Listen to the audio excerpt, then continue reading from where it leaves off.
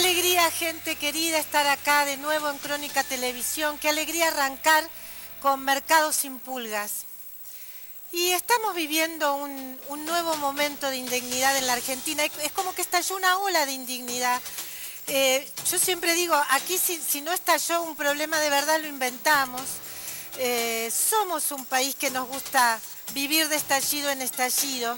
Ahora yo lo que veo es que esta nueva ola de indignidad la lidera un periodista, un colega al que yo le tengo realmente un enorme aprecio, que es Ernesto Tenenbaum, que empezó a llamar la atención por las detenciones de Julio De Vido, luego de Amado Vudú, detenciones sin condena y detenciones además con show, por cierto.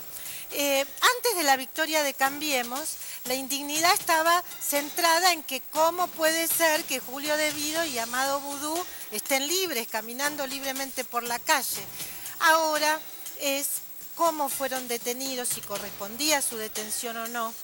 Lo interesante, desde mi punto de vista, de esta nueva ola de indignidad, es que la lidera un periodista, Ernesto Tenenbaum, les decía, que sufrió el escarnio en los años K.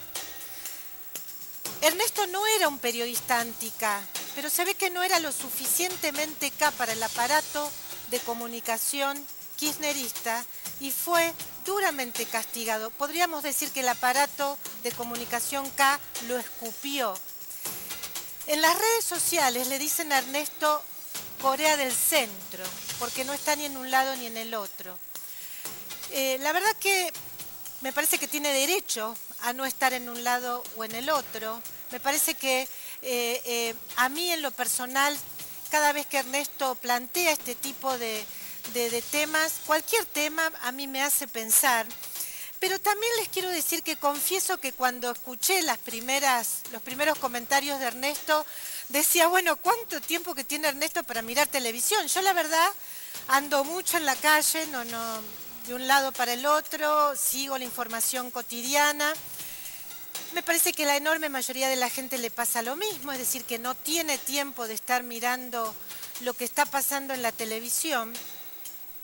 Pero lo que a mí me resulta interesante de este debate es que finalmente se está debatiendo cómo, digamos, la personalidad de los argentinos. Si realmente podemos tolerar, digamos, podemos ser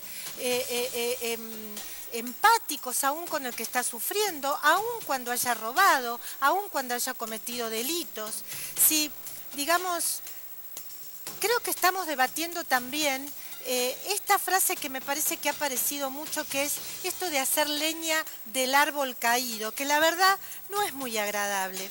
Ernesto habla de la crueldad de la sociedad, reconoce que él mismo fue cruel, y yo le pido a la gente que está en el control, si puede poner una frase de una de las notas que publicó Ernesto en Infobae, una nota que si ya se está transmitiendo, creo que sí, dice, nadie es dueño de la verdad en estos temas.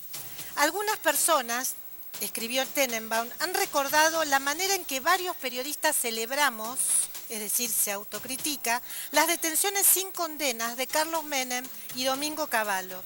Hace 15 años, dice él. Otras voces explican el 70% de los detenidos que no tienen condena. Otros, que hay decenas de militares presos en la misma situación desde hace muchos años. Hay quienes recordaron el horroroso día de la condena de Luis Patti, cuando se lo llevaron en camilla, parapléjico, a escuchar su veredicto, mientras agrupaciones de hijos bailaban y cantaban a su alrededor, sin que nadie objetara esa barbarie. Bueno, efectivamente yo creo que venimos de la barbarie, yo creo que han sido años de barbarie en la Argentina. Tal vez estamos demasiado acostumbrados a la barbarie, tal vez se ha utilizado la justicia como venganza y tal vez los hijos de desaparecidos se transformaron en algo así como una casta a las cuales les permitimos que pudieran hacer cualquier cosa. Aquí en el piso ya está Aníbal Guevara, que es hijo de un militar preso por delitos de lesa humanidad, que está hace 9 años y medio, vamos a hablar con él, nos va a dar detalles, sin condena, con prisión preventiva. Pero venimos de la barbarie de un Estado que tampoco se ocupó de las cárceles. Entonces, las cárceles no están para permitir que los presos mejoren, evolucionen, sino que hay mucha gente que dice, entran en la cárcel como ladrones y salen como asesinos. Entonces hay un montón de jueces que dicen, bueno, larguémoslo antes. Bueno, los largan antes y también asesinan. Y venimos de una barbarie donde el Estado, que tampoco hizo cárceles, que tampoco se ocupó de la pobreza, tampoco se ocupó de armar un sistema judicial que realmente garantice justicia. Entonces, ¿qué han hecho? ¿Qué han hecho muchos jueces? Han buscado, lamentablemente es así, acomodarse a la situación que estaba viviendo el poder. Aquí en ese sentido también está un abogado, Alejandro Drucharov. Él está trabajando en un equipo muy interesante de 16 notables que trabajan junto con una gran cantidad de organizaciones sociales y también, por supuesto, con el gobierno en el programa Justicia 2020. Pero Drucharov trabaja en muchos temas, pero sobre todo en uno que quiero que aquí desarrolle y que es un proyecto para que lo robado vuelva al Estado, para que lo robado al Estado vuelva al Estado. Esto me parece que es un tema que no está en la agenda y me parece realmente muy importante. Mientras tanto, ¿qué está haciendo el presidente? ¿Qué dice sobre este tema? Bueno, yo creo que no dice nada. Y les voy a decir por qué no dice nada. Porque no son sus temas, no le interesan estos temas. Yo les voy a contar con quiénes realmente el presidente habla y mucho. ¿Cuáles son los ministros con los que más habla el presidente? ¿Habla con el ministro de Justicia? ¿Habla con, no sé, con el ministro de Salud? No, habla con el ministro de Transporte, con Guillermo Dietrich, habla con el ministro de Producción, Francisco Pancho Cabrera. Con Dietrich, ¿qué habla? Sus temas son la infraestructura, que tal puente se inaugure lo más rápido posible, resolver este asunto de acá. Puede estar horas hablando con Dietrich. Lo mismo con Pancho Cabrera.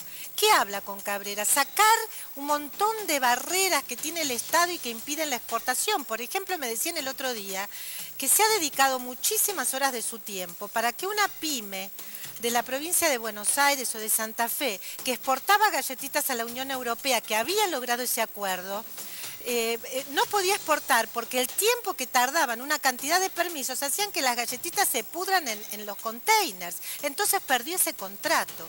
Bueno, todos los cambios en materia de permisos para exportar a los que fueron eliminados son los temas que lo obsesionan al presidente. Además, el presidente no es un hombre que, digamos, yo creo que el presidente nunca fue, por ejemplo, a ninguna marcha.